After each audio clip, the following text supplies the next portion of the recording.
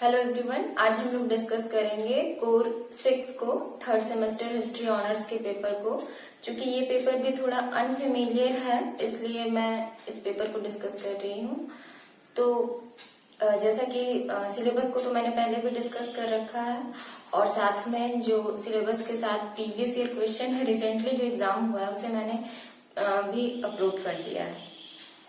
तो ये पहला एक इंट्रोडक्टरी क्लास है कोर 6 का, इसलिए क्योंकि ये थोड़ा सा अनफेमिलियर टॉपिक है आप लोगों के लिए, इसलिए मैं इस पे थोड़ा सा कंसेप्ट वाइज जो बेसिक चीजें हैं उन चीजों को बताऊंगी। तो इसमें मेनली आप लोगों को पढ़ना है, वैसे तो चैप्टर का नाम है, सिलेबस का जो पेपर है कोर 6 उसका नाम है द फ्यूडल सोसाइटी, लेकिन यहाँ पर आप लोगों को मध्यकालीन यूरोप की बहुत सारी घटनाएं पढ़नी है।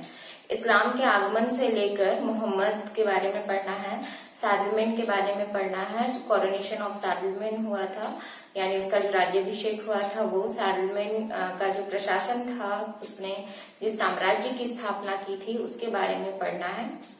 बेसिकली हमें यहाँ पर सबसे पहले इसका थोड़ा सा बैकग्राउंड जान लेना जरूरी होगा। थोड़ा बहुत हम लोगों को रोम के बारे में पता होना चाहिए। रोम दो भागों में विभक्त था, पूर्वी रोमन साम्राज्य और पश्चिमी रोमन साम्राज्य। रोम तो चूंकि अपने आप में एक सिटी है, लेकिन वहीं से फिर साम्राज्य विस्तार हुआ, तो पूर्वी रोमन साम्राज्य और पश्चिमी रोमन साम्राज्य में बट गया। तो जो पूर्वी रोमन साम्राज्य था वो काफी समय तक रहा, लेकिन पश्चिमी रोमन साम्राज्य जो है उसमें बहुत सारे विघटनकारी तत्व आए, और इस वजह से उसमें बहुत दिनों तक वो नहीं सस्टेन कर पाया और उसका पतन हो गया। लेकिन जो पूर्वी रोमन साम्राज्य है, दैट इज बैजेंटाइन एम्पायर भी जिसे हम कहते हैं, तो वो लगभग जो कॉन्स्टेंटिनोपल का पतन है उसके पहले तक का वो उस समय तक रहा, यानी 1453 तक रहा, उसके बाद उसका पतन हुआ है। तो पूर्वी रोमन साम्राज्य में यूरोप को भी हम जैसे देखते हैं, यूरोप अलग अलग स्टेट में यानी अलग अलग देशों में जिस तरह से विभक्त है उस तरह से नहीं था पहले। तो हम लोग मध्यकालीन यूरोप को पढ़ेंगे। तो इसके लिए आप कोई भी मध्यकालीन यूरोप की एक बुक ले लें, और सिलेबस में जो टॉपिक है, क्योंकि मध्यकालीन यूरोप अपने आप में एक बहुत बड़ा इतिहास है, उसको पूरा नहीं पढ़ना है।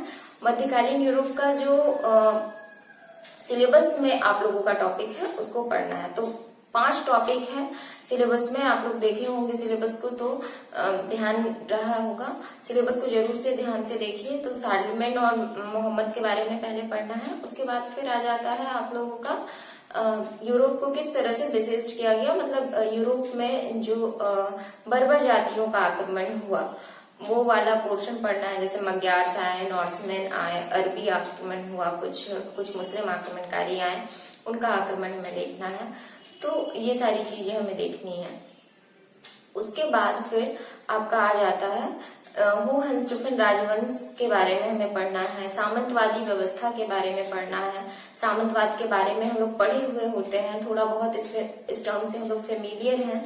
11th-12th में हम लोग देख चुके होते हैं सामंतवाद को, तो सामंतवाद को मैं बहुत ज्यादा नहीं बताऊंगी। और फिर मठीय सुधार देखने हैं, मठवाद किस तरह से आया, यहाँ पर मठों में सुधार आया, क्लूनिक रिफॉर्म्स जो है उसे देखना है। और जो मठों में उनकी दिनचर्या थी, जो रहने का तरीका था, वो सारी चीजों को देखना है। पोप के साथ स्टेट का कैसा संपर्क था, कैसा संबंध था, वो भी हमें देखना होगा। उसके बाद हम लोग आ जाते हैं ऑटो फर्स्ट के बारे में भी हमें पढ़ना होगा, उससे भी प्रीवियस ईयर में क्वेश्चंस रहते हैं। तो बेसिकली हम लोग देख रहे हैं सैडलमेंट के बाद यूरोप पे बर्बर जातियों का आक्रमण, उसके बाद होहेंस्टाइन राजवंश, मठों का विकास, मोनेस्ट्रीज जिसे हम कहते हैं, मठवाद क्या था वो पढ़ना होगा हमें मध्यकालीन यूरोप में। सामंतवाद के ऊपर मैं ज्यादा नहीं बोल रही हूँ, क्योंकि ये फेमिलियर टर्म है और ये आप लोग पढ़ चुके होते हैं पहले ही। उसके बाद फिर हम लोग आ जाएंगे क्रूसेड्स के बारे में भी पढ़ना है। हम लोग मठवाद के बाद पोप और साम्राज्य का क्या संबंध था वो, और क्रूसेड से भी रिलेटेड क्वेश्चन रहते हैं, तो हमें क्रूसेड पढ़ना होगा। क्रूसेड भी क्लास 11 में आप लोगों का पढ़ा हुआ है। अगर आप लोगों के पास अभी मध्यकालीन यूरोप की कोई बुक है तो ठीक है, अदरवाइज आप लोग 11 के बुक को फॉलो कर सकते हैं कुछ टॉपिक्स के लिए। सारे टॉपिक्स आपको अवेलेबल नहीं होंगे। जैसे मेरे पास एक मध्यकालीन यूरोप का एक बुक है, तो ये जो बुक है मध्यकालीन यूरोप, ये बहुत पुरानी बुक है। मैंने अपने टाइम ग्रेजुएशन के टाइम में ये ले रखी थी मैंने बुक। तो ये देख लीजिए मध्यकालीन यूरोप की बुक। लेकिन इसमें क्या है कि बहुत सारे इसमें टॉपिक्स हैं जो एक्स्ट्रा है, तो वो नहीं, अपने सिलेबस के अकॉर्डिंग पढ़ना है। और बहुत डिटेल्ड एडवांस दिया हुआ है और कुछ कुछ डेट भी मिस प्रिंटेड है इस बुक में। तो कोई भी न्यू एडिशन का आप लोग मध्यकालीन यूरोप ले लीजिए और बाकी बात टॉपिक वाइज जो क्लास में होगा उस पर ध्यान दीजिए। और जो जो टॉपिक बिल्कुल ही अनफेमिलियर है उसे मैं यहाँ पर डिस्कस करूंगी और उस टॉपिक को समझा दूंगी और फिर आप लोग उससे बुक से फिर हेल्प लीजिए। और प्लीज मुझे यहाँ पर इस प्लेटफॉर्म पे नोट्स के लिए तो बिल्कुल भी ना बोले, जैसे कुछ स्टूडेंट्स बोलते हैं नोट्स के लिए। यहाँ पर नोट्स देना मेरे लिए पॉसिबल नहीं है। मैं जस्ट कंसेप्ट को क्लियर कर सकती हूँ। यहाँ पर जो चीज बिल्कुल ही अनफेमिलियर है उनके बारे में थोड़ा बहुत बता सकती हूँ। जैसे मध्यकालीन यूरोप हम लोग इससे पहले बहुत ज्यादा नहीं पढ़े हुए होते हैं स्कूल्स में, तो इसलिए मैंने इस पेपर को चूज किया है।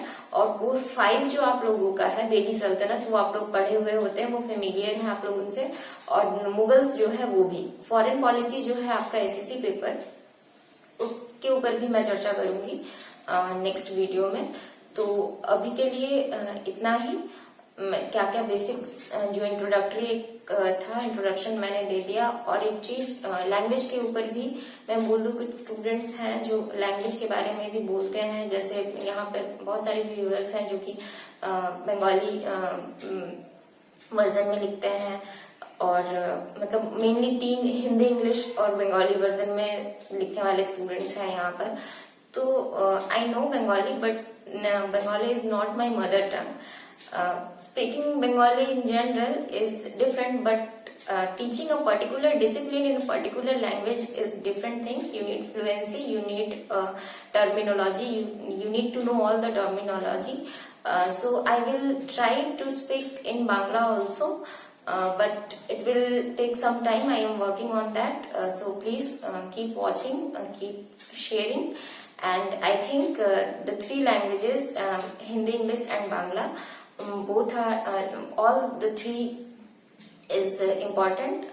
मेन बात है समझने की, आप समझिए, उसके बाद फिर आप उसको अपने लैंग्वेज में लिखिए। तो यहाँ पे जितने भी व्यूअर्स हैं, मुझे नहीं लगता है कि उन्हें हिंदी नहीं समझ में आ रही है, या उन्हें इंग्लिश नहीं समझ में आ रही है, या उन्हें बंगाली नहीं समझ में आ रही है।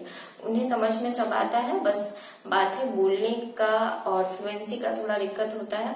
तो वो चीज है। तो इसलिए मैं नेक्स्ट वीडियोस में मैं कोशिश करूंगी तीनों लैंग्वेजेस को यूज करने के लिए। तो अभी के लिए इतना ही। Keep watching, keep sharing, all the best.